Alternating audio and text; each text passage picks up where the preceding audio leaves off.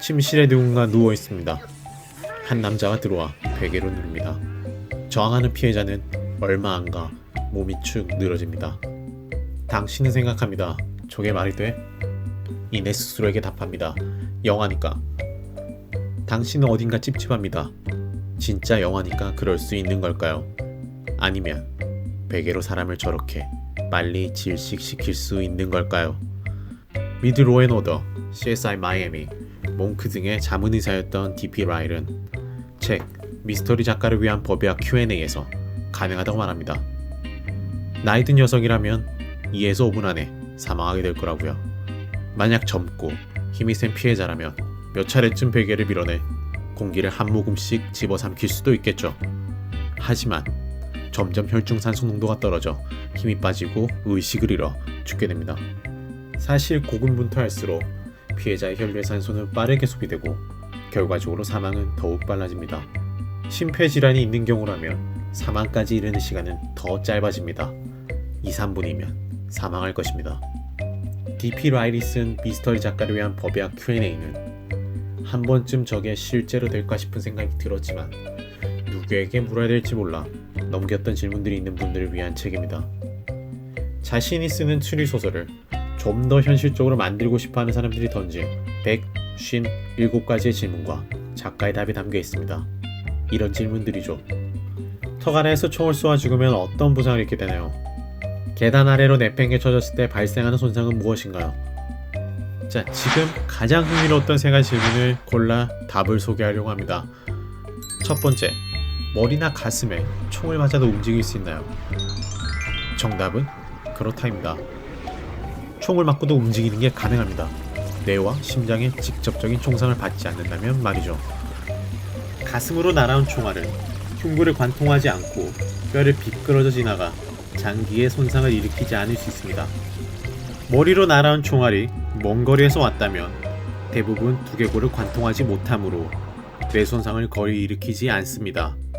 완만한 각도에서 총알이 머리에 접근하는 경우도 총알이 두개골에 부딪혀 튕겨나가거나 두피 아래 파묻혀 뇌에 닿지 못할 수 있습니다.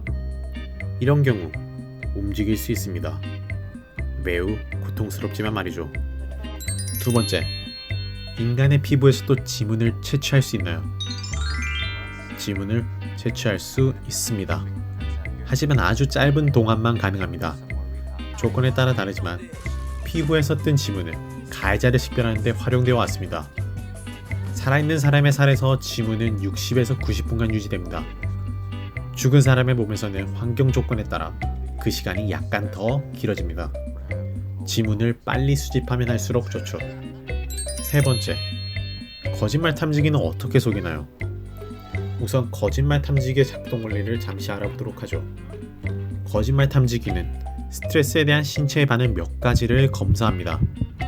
스트레스를 받으면 혈압과 심박수가 상승하고 호흡이 가빠지고 땀이 새어 나옵니다. 땀에 들어있는 전해질은 피부의 전기전도율을 증가시킵니다. 이때 전기 반응이 일어납니다. 이 전기 반응 만드는 그래프를 보고 검사자는 거짓말 여부를 구분합니다. 검사를 무력화하는 가장 쉬운 방법은 검사자가 거짓말인지 아닌지 구별할 수 없게 만드는 것입니다. 연기를 통해서 스트레스를 꾸며내는 거죠.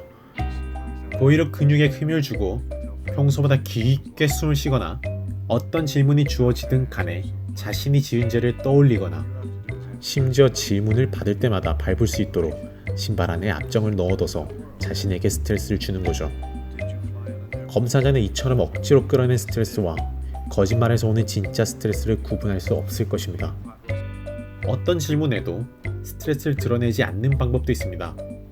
마음속으로 명상을 하거나 호흡 통제 같은 기법을 써서 침착을 유지하는 거죠.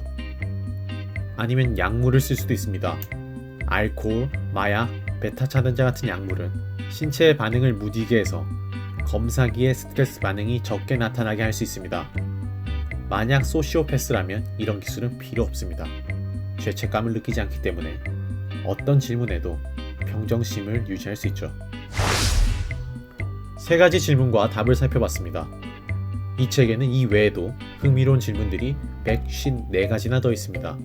추리, 스릴러, 수사물을 좋아하거나 실제로 써보거나 만들어 보려는데 마음껏 물어볼 수 있는 법의학자 친구가 없다면 미스터리 작가를 위한 법의학 Q&A가 최선의 선택이지 않을까 생각합니다. 북가교환이었습니다.